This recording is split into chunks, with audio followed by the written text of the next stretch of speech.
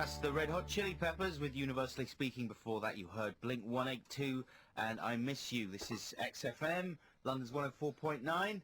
I'm Adam Buxton. I'm Joe Cornish. We're here with you until 3 p.m. That's 2 hours of non-stop us. And quite a lot of music and as well. A lot of fantastic music. Yes, it's the Adam and Joe radio show on XFM. It's the national radio show of the year. Is it? Yes. Says who? Well, I do. You know, it's in England, so it's national, and it's on this year. It's dealing with things that happen in the year. Wow. So it's the national radio show of the year. And we've got loads of new, 2 new items coming up for you in the next 2 hours. That makes an average of 1 item per hour. Haven't we even got more than that? Well, we've got our new movie club. Yeah, that's one. We've got the afternoon play. Yeah, that's 2. They're the 2 new items. Oh, I see, but we have more than that. We've got more in the old show. Items. Yeah, we have celebrity regression, and it's quite a hard one this week. Good. Last week's was too easy. It was too easy, wasn't it? What was it last week? I can't remember. Neither can I. It was it Contact? No, that was the week before. Oh, it was Swayze. Swayze. It was Swayze. My Way or the Far Highway. too Swayze. Far too easy. Well, this week it's, I don't know, it's quite easy, but I want you to get all 3 films right, and then you'll be in the prizes. What kind of prizes have we got? We've got Katie looking after us today in the production booth. Tickets for 13 senses. 13 senses. It could be yours, and donuts. Plus, we've also got Ditties in the Dock coming up towards the end of the show, and I'm going to be playing a pretty exclusive play of Charlotte Hathaway's new single, Charlotte Hathaway from Ash. They're trying to stop me playing it here, so if I say I'm going to play it, then you can't stop me, because there'll be a huge reaction from the listeners. Wow, it's like Pump Up the Volume. Yeah. You're like Christian Slater. Yeah. Hard Harry. Yeah. And what was that other show? Oh no, it was What was the Oliver Stone movie about the Talk Radio? Talk Radio, that's right. Barry Champlain. Yeah. With Eric Bogosian. And so shall we explain what the movie club's going to be then? Yeah. The idea is to copy what Oprah Winfrey's done very successfully in the States. And Richard and Judy copied Oprah Winfrey and started up a book club. And now we're going to copy Richard and Judy. And the idea is that you nominate a book each week. This is Oprah and Richard and Judy's idea, is they nominate a book Can I each week. just say, isn't it Oprah? I like to say opera. Like going to the opera? Well then, yeah, exactly. I've just been watching opera. Okay then. Makes me sound more sophisticated. Fine. So they choose a book each week, and then all the viewers read it, or, you know, most of them do, and then everyone comes and chats about it the following week. So we're going to do the same, but just with a really bad film on telly. And you've picked a film? Well, what I've done is I've picked 3 films, and I'd like listeners to call in and vote which one they would like to have on Adam and Joe's Bad Movie Club this week. So we'll tell you about those films in a while. And also, shall we explain a little bit about our new play segment? Yeah, afternoon play. Afternoon play. It's very much like the kind of thing you might hear on Radio 4, possibly written by Alison Pearson or something. It's kind of a domestic drama about middle-class folk. But it's very exciting, and you have the chance to influence which way the play goes. Shall we say to steer the narrative? Oh, yeah, that's a much better way of putting it. You, the listener, have a chance to steer the narrative, if you will, simply by phoning in afterwards and voting for which way you think the play should go. But all this is coming up. It's blowing my mind. And right now I think we should play a little bit more music. I should say as well that my brother, if you're listening, I hope we haven't said too much. He complained to me this week that we say a lot in like the first links of the show. I think he meant me particularly. Well, that's not a very supportive thing to say. No, I wanted to punch him in the face when he told me. Has he said anything nice about the show? He's not... Yeah, kind of, I think. He's a bit not very forthcoming with his compliments. He's jealous. He might be jealous. But he said he found it really annoying. You know, if you say too much, you know what he says too much? What? Yeah, that's right. Here's Supergrass with Kiss of Life. This is XFM. That's a kind of funky, summery slice of pop from I like Supergrass. it. I tell you what it sounds a bit like is an InXS single. From the true. mid to late 80s or early 90s. Yeah, In Excess's good period, I hasten to Yeah, add. oh, absolutely. I really like that single. Yeah. I love Supergrass. They performed it on Top of the Pops last night. Did they? Performed it very well, confidently, yeah. Oh, I went to a Supergrass gig last Saturday night, Did you? and it was brilliant. I thought you said it was some sort of a club night. No, I went to the club after the gig, Ah. because Gaz and one of the other ones Gaz, is it?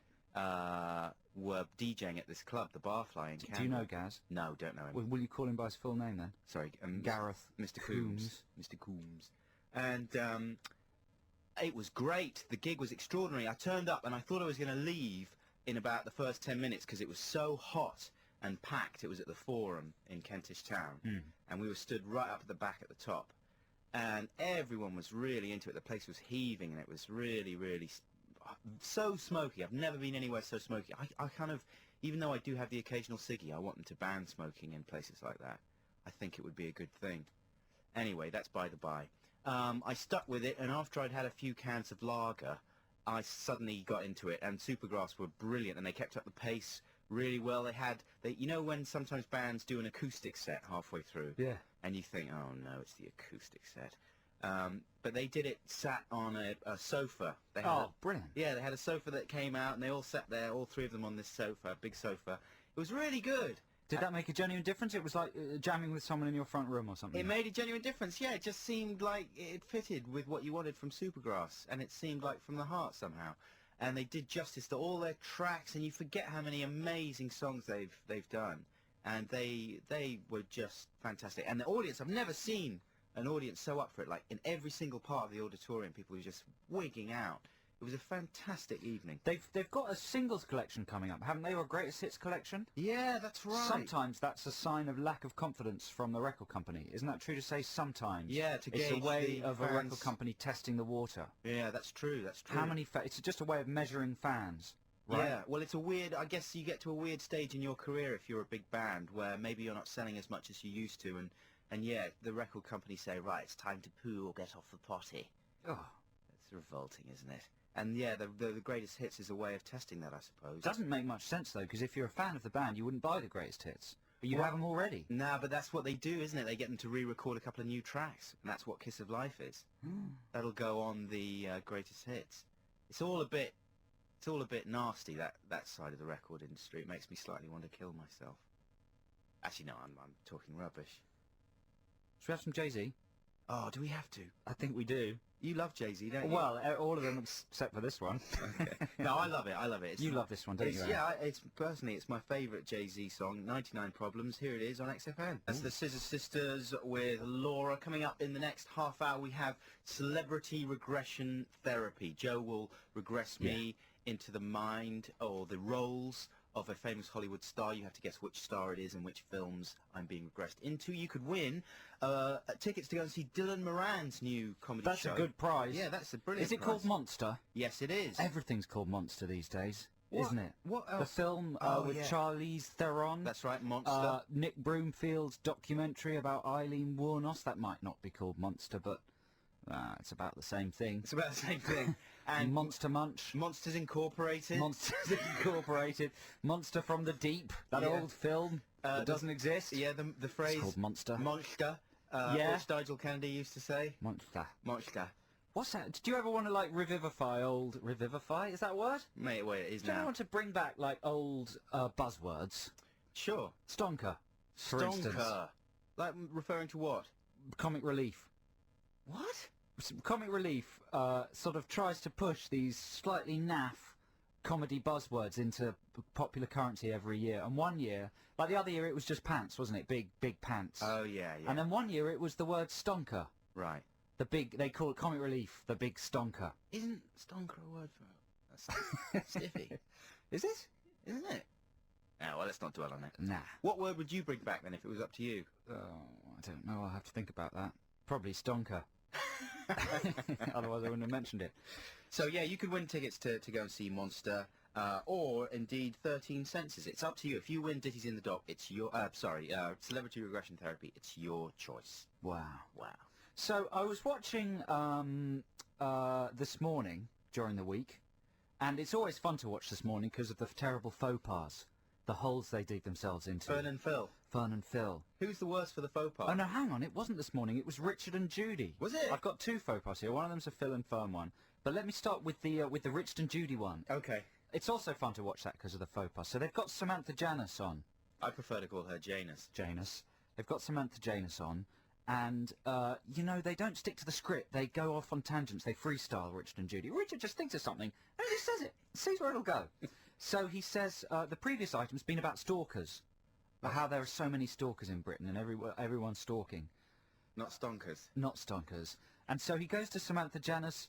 Did you ever have a stalker, Samantha? And she goes, yeah, I did it a few years ago. Really? What did he do? What was it like? What happened? Oh, he followed me around in a white transit van. And the police stopped him after weeks, and he had a knife in the back and lots of photos of me. And my house was burgled, and a threatening letter was sent to the production company. So it was getting quite dark at this point. Yeah. Richard goes, oh, really? So what happened to him? Did they catch him? Did they get him? Was he caught and put away? Slight pause. Janice, no, he was let go. They told him it was a camping knife. Sort of atmosphere of sinister doom descends on the studio. And is she beginning to look a little She's tearful? beginning to look nervous and tearful. Richard Yeah. goes, so he's still out there, is he, somewhere? Janice, nervous, regretting this, she says, yes. Judy sort of goes, oh, tries to put a jolly face on it, goes, well, hello if you're out there. And then they move on to the next item. That is transcribed verbatim from brilliant. Richard and Judy. So Janice may not survive the week. Oh, don't say that. Can you imagine if she didn't? That would be dreadful. That would be dreadful. Oh, man, well, at least the guy got a name check. Yeah, He well, must have been jazzed. That would have been the best day of his life, don't you reckon? man, if you'd given up stalking Samantha Janus, because this happened a few years ago, not that conversation happened last week, but the actual stalking happened a few years ago. Yeah. If you'd given up stalking Samantha Janus and then you saw that, you'd start again, wouldn't you? Well, yes, that's like an invitation. Interested in me.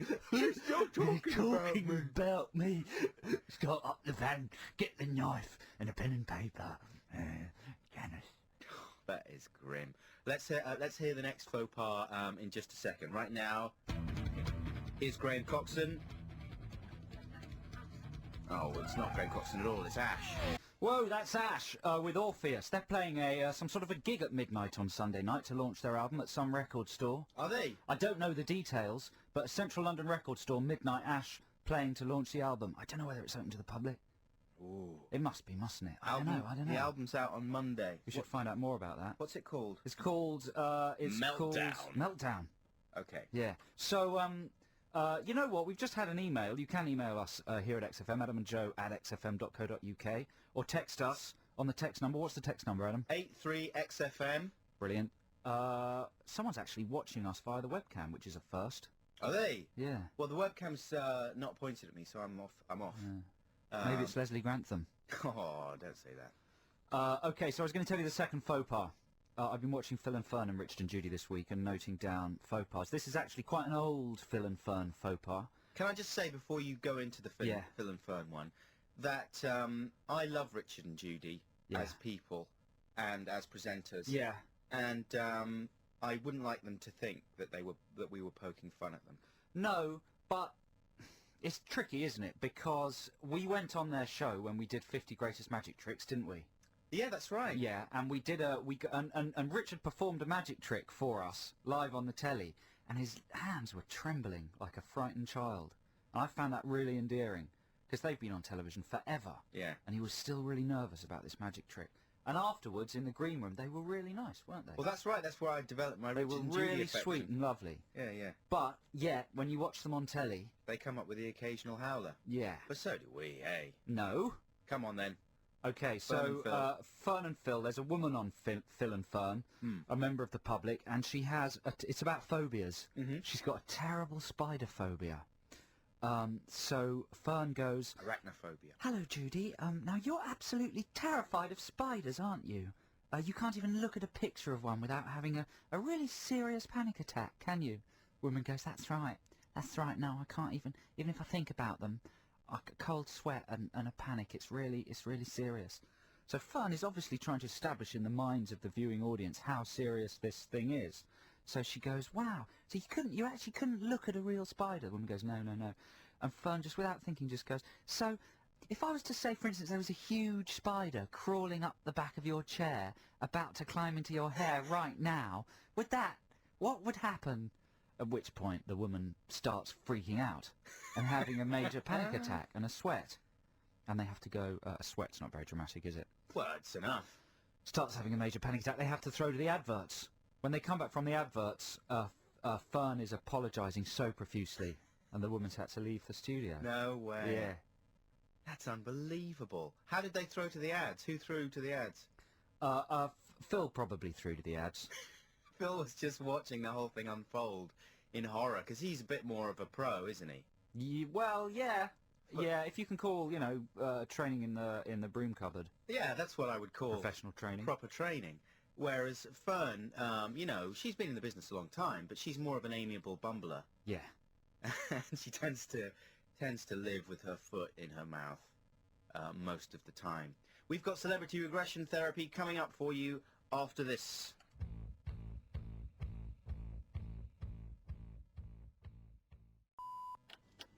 Okay, we're live in 3, 2, transmission now.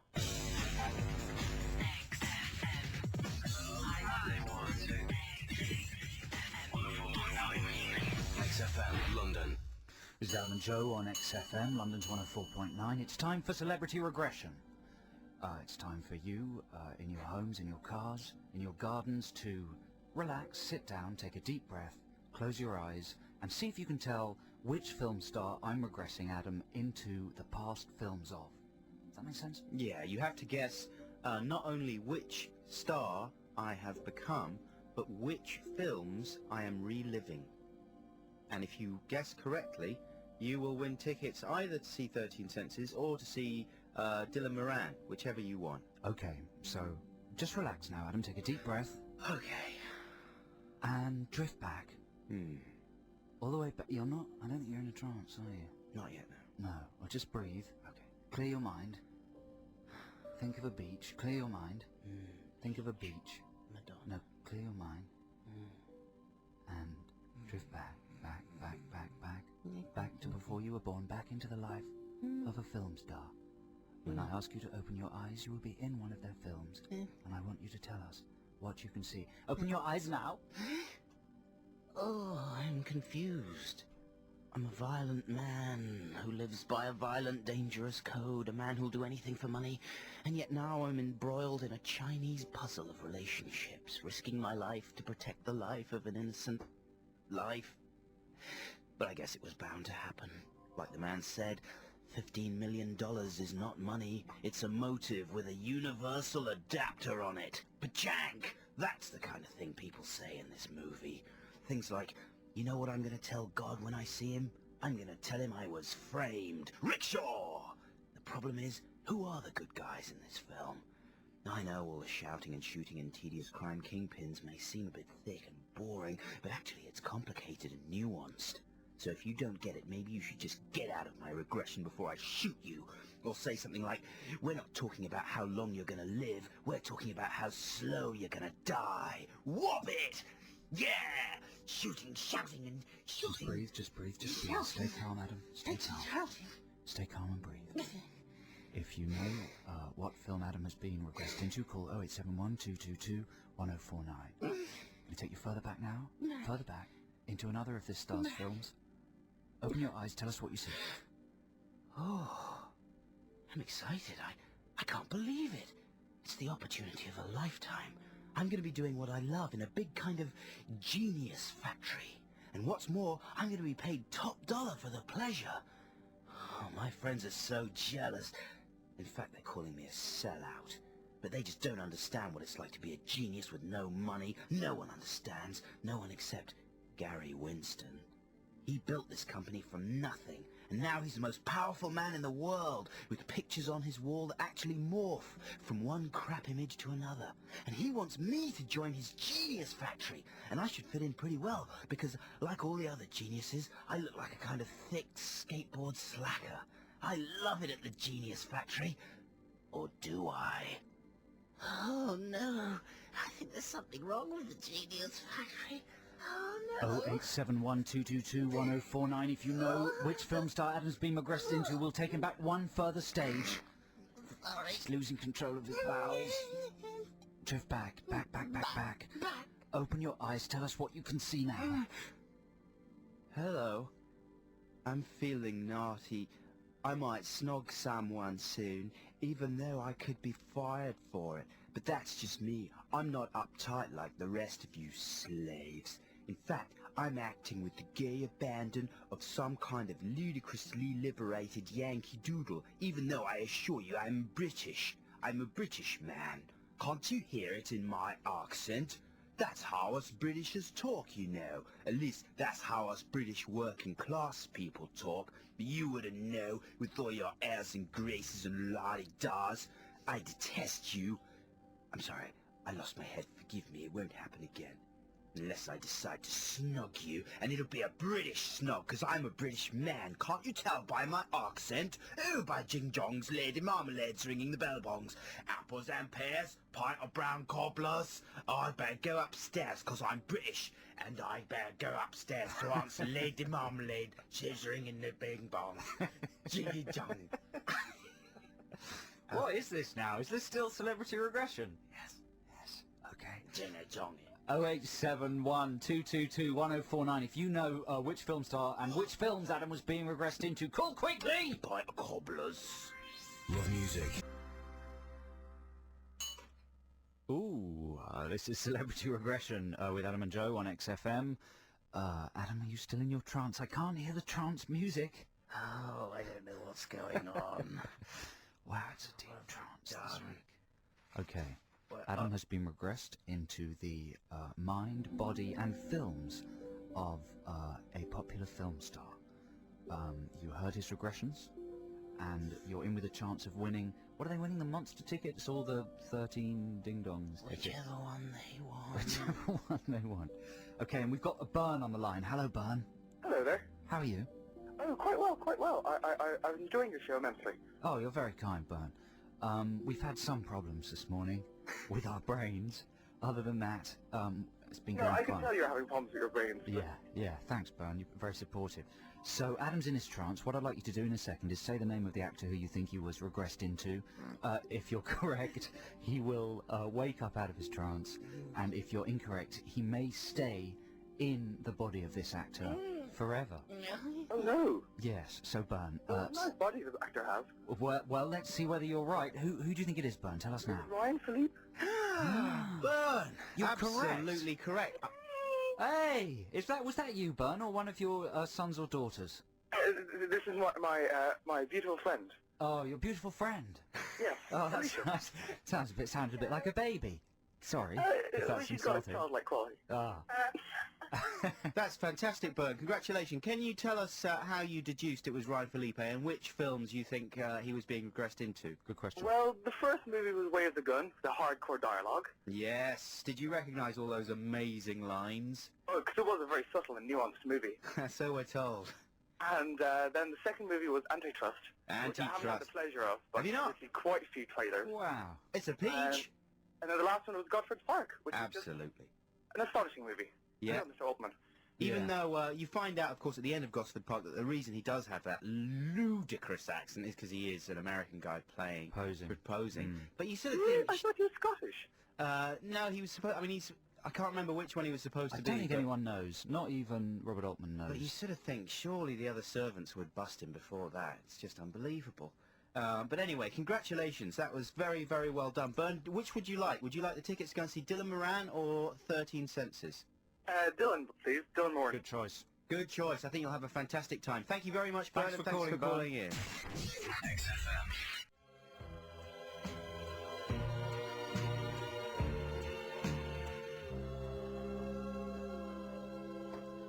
That, well, this still is Magnet with Lay Lady Lay. This is Adam and Joe on XFM, London's 104.9. Yes, I agree. And it's a beautiful day, although we can't tell exactly how beautiful because there is scaffolding up outside the Capitol building in the heart of London's West End, so we can't see if it's still nice. But I suspect it is. Probably very few people actually listening to us, but if you are, Congratulations. Thank you very much. Please turn your radio down out of respect to your neighbours. Do you think it's going to be one of those weekends where, you know, it's hot for... Because in London, when it's hot for 2 or 3 days continuously, people start getting out of hand. Yes. Overexcited. Well, all the windows go open. That's right. Everyone becomes a DJ. That's right. Barbecues, football in the street, the sort of thing that I cannot tolerate. British people go mental. And then people start revealing their underwear. Yeah, yeah. Yeah, like pants come up over the top of jeans. Really horrible blue pants. There's a good song by The Fall called British People in Hot Weather. Is there? Yeah, and deals with all these problems. Maybe I should bring it in if it's still hot next week. But listen, we do have a purpose for this link, don't we? Do we? Yeah, because I was looking through Time Out and I came across an advert for the film The Usual... I thought it was the film The Usual Suspects. It looked like the poster for the film The Usual Suspects, but it was a play.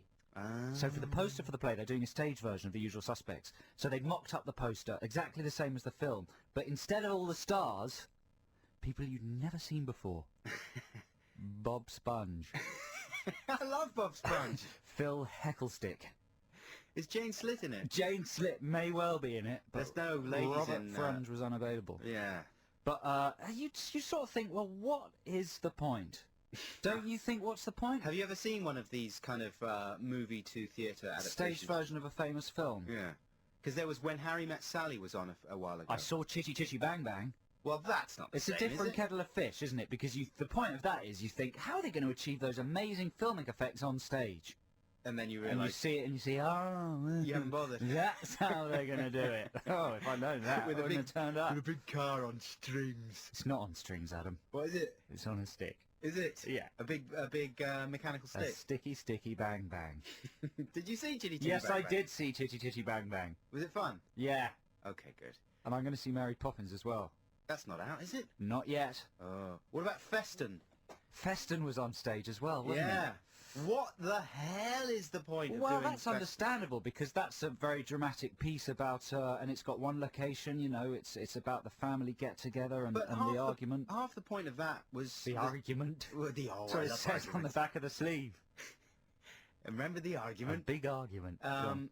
But half the point of that film was the way it was shot, wasn't Absolutely. it? The whole dogma thing. Well, maybe that's how they stage it. Maybe you don't sit down. Someone just stands behind you and grabs your shoulders and pushes you towards the actors, then pulls you away and jiggles you around. Yeah, there's no and seats. sprays water in your eyes. No seats and no set. You just go into a big room and the action takes place like when everyone's milling Promenade around. performance. You know what? I suspect that's not the case. No. I was trying to think of other films that would be good to make do the on transfer. stage. Yeah. Basically, I'm not going to go and see Paycheck with Ben Affleck in the cinemas because I'm waiting for the stage version of that. Right. You're not even going to get the DVD. You're going to wait for it to hit the West End. Yeah, I mean, it's a tough choice. Yeah. But I've decided... That's a good choice, man. Yeah. John Woo's material always translates well to the stage. Well, I went to see Broken Arrow at at the London Palladium. at the Palladium, and I was just very moved. Yeah. How did they do the jet plane? It was on a stick. Was it on a stick? Yeah. Sticky, sticky, bang, bang. Yeah. That's an old classic by the Wu-Tang Clan, Gravel Pit. They smashed something during that record. I distinctly heard something fall over a bottle or maybe an expensive vase. Yeah, it was weird. Let's not have them in again. They always make a mess. I know. Well, still, at least they didn't swear. Yeah. So we're just talking about plays there, and we thought maybe we're trying out a few new ideas for sections on the show, and we've come up with this.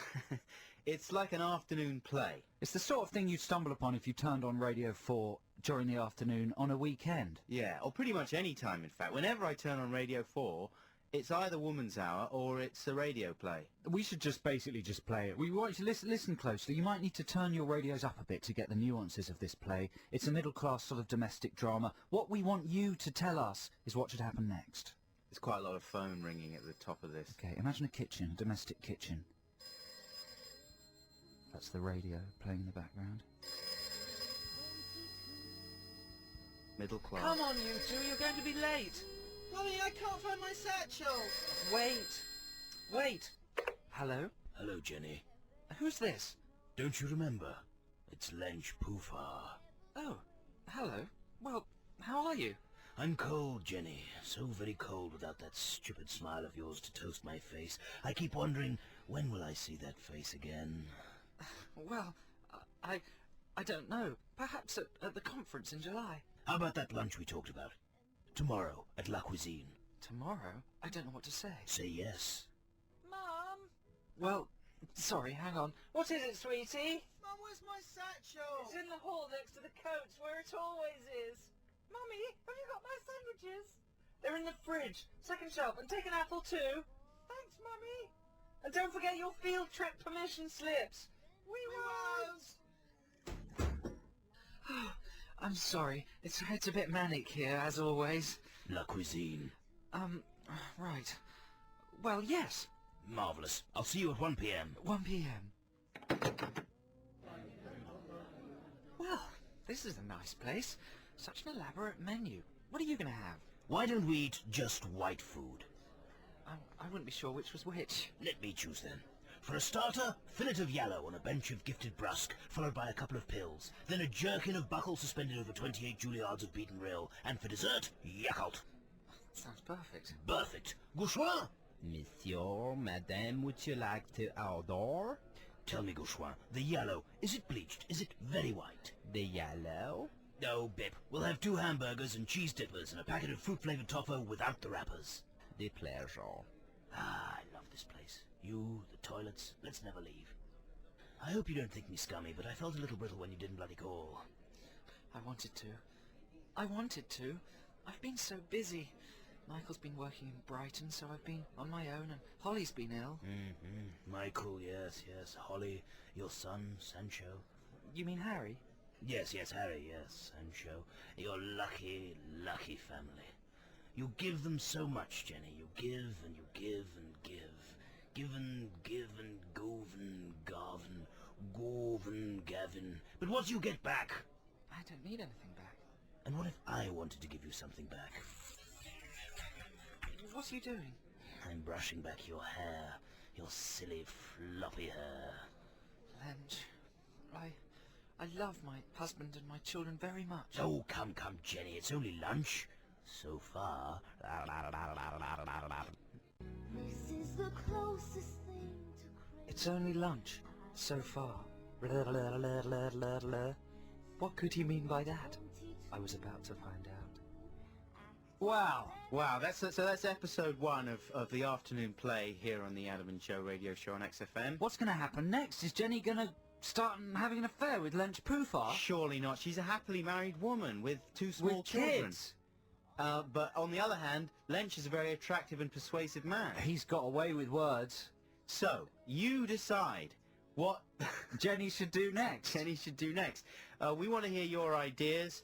The number to call is 0871 222-1049, or you can email adamandjoe@xfm.co.uk, or you can text 83XFM. And how should we decide which advice to heed? Well, we'll just see what sort of quality writing we get in. Yeah. You can steer this narrative. You could suggest new characters. You could suggest new things for Jenny to do. She could do anything. She could call him. She could ignore him. She could try and kill him. She could go on a ballooning adventure with him. It's just a few things to choose from there. The only limit is the listener's imagination. Wow, can you imagine that? Nothing too filthy, because obviously we won't be able to do that. They could send in filthy stuff, because I'll enjoy reading it, but it won't make it to air. Okay, then.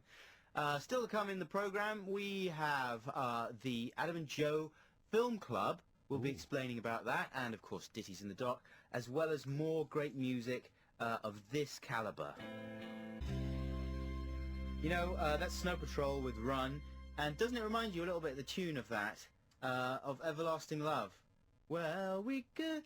It's true, but I get that a lot. Almost every single I hear reminds me of something else. Yeah, it's getting old, I suppose, isn't it? Anyway, have we had any suggestions for where the afternoon play should go? Adam's suggestions are raining down, like rain. Like acid rain. Already, someone's suggesting that Lent should have the affair with Jenny, then kill Jenny, and take her place because he fancies her husband. Right. Jenny chokes on cheese dipper. Sancho should eat the dog. Sancho's, of course, one of Jenny's children. Already, listen, you've seized the initiative, listened closely to the play, and are offering some sensational, dramatic weaves to the story. I like elements of some of those ideas. Yeah. I like the idea of Lench being in love with her husband. You know what? There'll be new characters as well. It's not just Lench. Like, I'm working on a gay kiss. Good idea. Strand for the afternoon play. Yeah.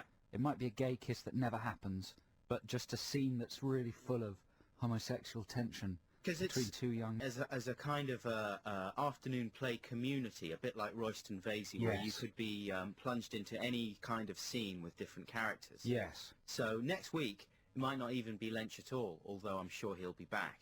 But, you know, you could take us in any kind of direction you wanted. Keep sending in your suggestions to adamandjoe@xfm.co.uk. The and is the word AND, not an ampersand, in case your email gets returned. You can also text 83XFM, or you can, write a letter. You could write us a letter. Capitol Building, Leicester Square, London. Now, this week I went to see a preview of The Day After Tomorrow, the sensational new disaster movie from Roland Emmerich, the director of Godzilla, Independence Day, and The Patriot. Yes, and it's a kind of eco-horror yarn. It says what is going to happen, or it shows what will happen if we continue living the exploitative, fossil fuel-dependent existences that we currently live. And it's a freezing scenario, is that right? It's not only freezing, Adam. It is at first, it's a giant hail scenario. At about the 10-minute mark, it's a giant... Well, actually, the opening sequence involves massive crevasses opening up in an ice shelf. Oh. That's the first minute. By minute 10... In a branch of Iceland. Well, no, but weirdly, that does sort of happen later in the film. Minute 10, giant hailstones of bowling balls hit Tokyo. And we see people being impacted. Now, already there's nothing you haven't seen before. Touching the Void does the crevasses, giant hailstones. Dante's Peak does that very effectively in the first 10 minutes with Pierce Brosnan's wife.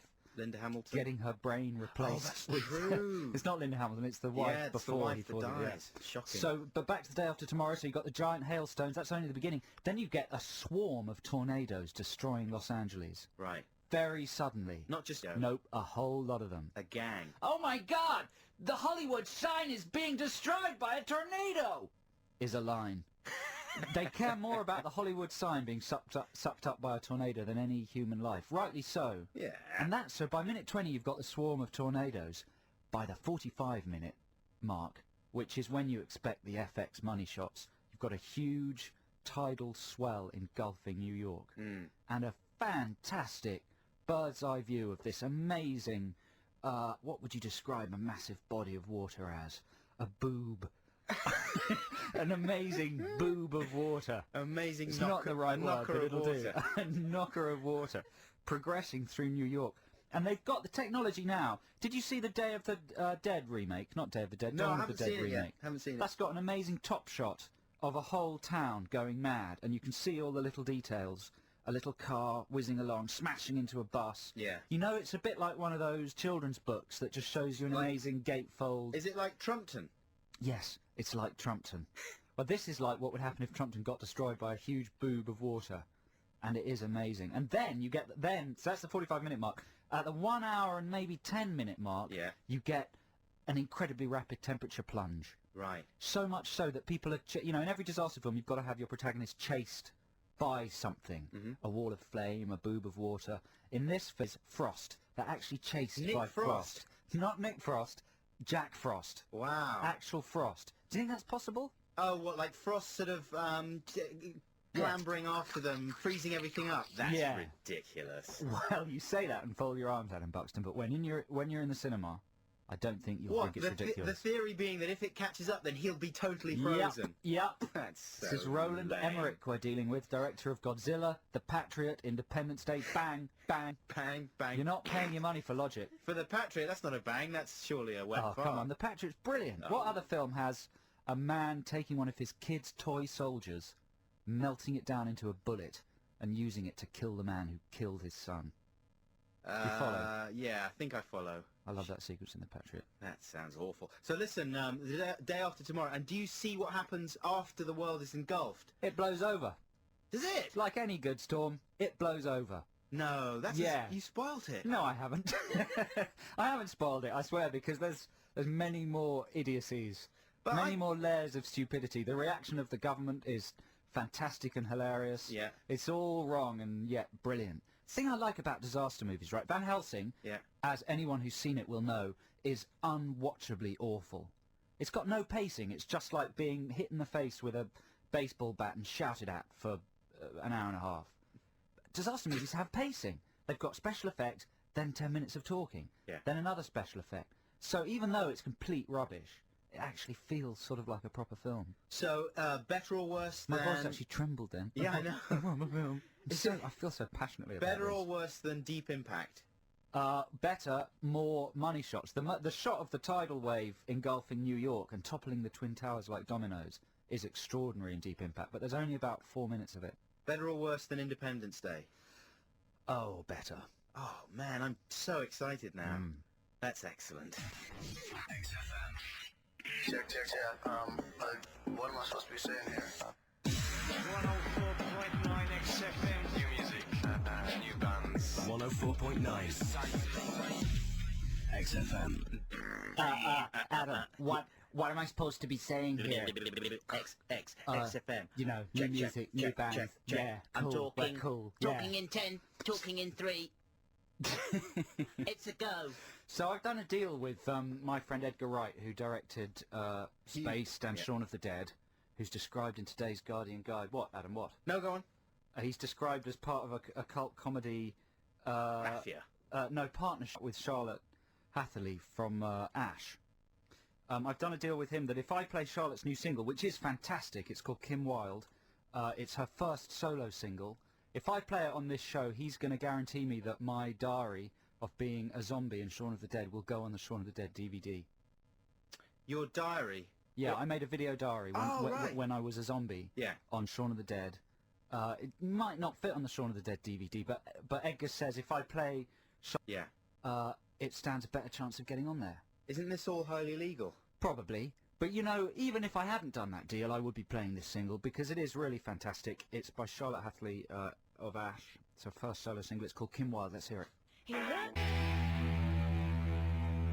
Yeah. Who's that then, Adam? That was Franz Ferdinand. Oh. They're hot. They're so hot right They're now. so Franz hot. Ferdinand, they're hot. And Take Me Out, you're listening to Adam and Joe on XFM. It's got cloudy. I went to go and check. Has it? Yes. So all this talk about it being an amazing scorching weekend is a load of old rollicks. It's a load of old rubbish. Maybe it'll clear up again. I don't know. We've got Ditties in the Dock coming up very shortly. But right now we'd like to launch our Adam and Joe Film Club. Joe, would you like to tell us more? Yes. You know, we should have some sort of background music for this, shouldn't we? But let's face it, we haven't prepared any. Have we got the film 2097 music? Oh, yeah. Okay. Adam and Joe's Bad Film Club. This is very similar to Richard and Judy's and Oprah Winfrey's book club. Oprah, but instead of doing books, we're going to do rubbish films. So, listeners, what we'd like to do is to get as many of you as possible to watch the same film on telly this week. Now, you'll either have to be unemployed or lazy or just, you know, stay up late to see this. Or in prison. But tomorrow is the day after tomorrow, Monday the 17th. Well, the whole world's going to be covered in ice and snow, I thought. It's true, but, you know, it'll give you something to do while you're huddling by the fire. Okay. So this Monday the 17th, at 11:05 in the evening on BBC One, is the Lenny Henry film True Identity. Now, we'd like as many listeners as possible to watch True Identity. Adam and I will be watching True Identity and making notes. And then next week, at the same sort of time, maybe about 2:30, we'll all gather together and discuss True Identity. Its positive points and its merits. And by doing with a different film, we hope to raise the illiteracy level of the country in the same way that Richard and Judy and Oprah have raised the literacy level. Yeah, we'd like to make everyone illiterate, at least by the end of the month. So this week's Adam and Joe Movie Club movie is True Identity, starring Lenny Henry and Frank Langella, at 11:05 this Monday night, Monday the 17th. Do you want a little plot synopsis? Go on then, quickly. Henry plays a struggling actor who takes over the identity of a fugitive mob supremo by having an FX PAL transfer. Brilliant. I'll be watching, and so should you be, and then next week we can discuss it all together. Correct. After the break, Ditties in the Dock. XFM. 104.9. 104.9. You ready? 104.9 XFM, London. It's Ditties in the Dock time here on the Adam and Joe radio show on XFM. Each week we battle to choose a record to play amongst the tightly playlisted nuggets on the XFM playlist. I think, you know what, I think I'm saying a lot today. Your brother's been complaining that we say too much. I think I'm at fault. But you know what, I don't care, David, Buxton, Yeah, exactly. Yeah. I know a word ending with that would describe you. Yeah. Reindeer. Yeah, that's the one. Okay, so, Joe, do you want to go first this week? Okay, yes, I do. My ditty in the dock this week is by the Blue Tones. I think the Blue Tones are a massively underappreciated and underrated band. They were huge at the beginning of Britpop. Now that Britpop's died, they're the one band that deserved to survive. He's got a beautiful voice, Mark Morris. He's a lovely fella, and this is one of my favourite songs by them. It's called Slight Return by the Blue Tones. Where did you go when things went wrong with you? And la la la la la. That's that. It goes like that, doesn't it? I love that one. Yeah. Yeah, that's a good one. Yeah. Slight Return by the Blue Tones. That corner is Slight Return. Blue Tones 08712221049. Okay, so my choice this week is by a group called Matching Mole. And you might be more familiar with the lead singer, who is Robert Wyatt. And he used to be in a band called The Soft Machine, and of course he's released a great deal of stuff as a solo artist. And he's got a kind of very... Do you know who he is, Joe? Well, I've heard of him. He did a cover of Shipbuilding, didn't he, years and years and years ago? Yeah, that's right. He's got a very kind of high voice, and he sings in this little kind of high voice, and he's just a wonderful, very English figure. Unfortunately confined to a wheelchair after falling out of a window drunk as a skunk when he was in the Soft Machine. But he's still an amazing talent. Anyway, this is a kind of weird nugget. How does it go, the song that you want to play? It's called Signed Curtain. This is from 1972, and it's a real, sort of ahead of its time, postmodern, weird bit of rubbish, because it sort of talks about the fact that he hasn't got any lyrics for the song. Right. So he just goes, this is the first verse. Yes, this is the first verse. And this is the chorus, and he kind of goes on like that. I like the sound of it. And it's genius. It's just a kind of genius song. It makes you think, why does anyone bother writing lyrics at all? You just go, this is the bridge, and then there's a key change and everything. So there's a key change? Yeah, and this is the key change. It's really good. I'm not doing it justice. You know what? I think I've heard that before. Have you really? Yeah, that does ring a big bell. It's a real smash, and it's just the kind of thing that you probably wouldn't hear. Hey, time up, man. Played on any Time station, up, man. let alone XFM. So is it going to be Blue Tones or Matching Mole? Blue Tones or Matching Mole? 0871 222 1049. It's going to be the best of 5 calls, right? Yeah, best of 5 calls wins it. 0871 222 1049. Blue Tones or Matching Mole. You'll find out after this from D12. That's D12 and Purple Hills. You're listening to Adam and Joe on XFM. Still time to get your vote in for Ditties in the Dock. Is it going to be the Blue Tones with Slight Return or Robert Wyatt and Matching Mole with Signed Curtains? Well, that's going to be difficult for people to vote for. You say Blue Tones or Wyatt? Yeah, Blue Tones or well, Matching Mole. And yeah, listen, right. I think the number is confusing some listeners because we usually get a massive amount of calls. It might be either the Sun or the new number that is holding some of you back from calling. 0871 222 1049 to vote for either Robert Wyatt or the Blue Tones. Which do you want to hear? 104.9. Sorry, carry on. 71 222 1049. Love music. Love XFM.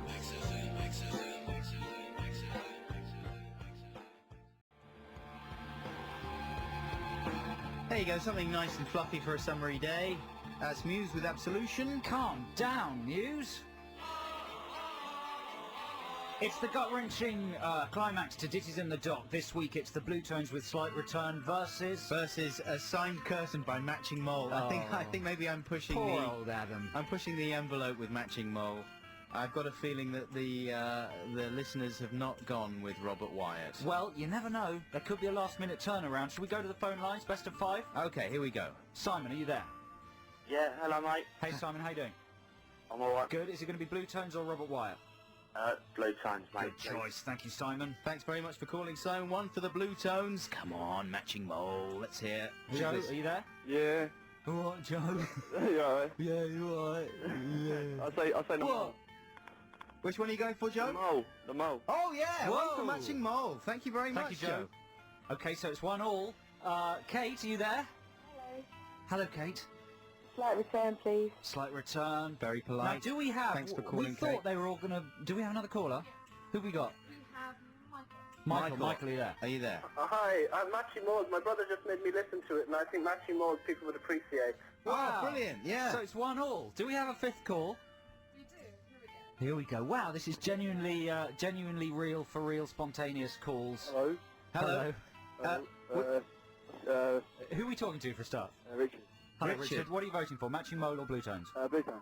Oh, Thanks, Richard. that was close, man. That was close. Never mind. Where's the whistling? I wonder if everyone heard me going, turn the whistling down, man, at the beginning I of was that track. confused. I think I- the mic was still on. The mic was still on. The ditties in the dock bed was going on underneath the tones. Sorry about that. I thought it went quite well, the whistling. Yeah. Mark Morris would be into that It's kind like of a thing, mega I think. mix. Yeah, exactly. Well, that was very good. I mean, you know, you can't go wrong with that. Blue tones and slight return.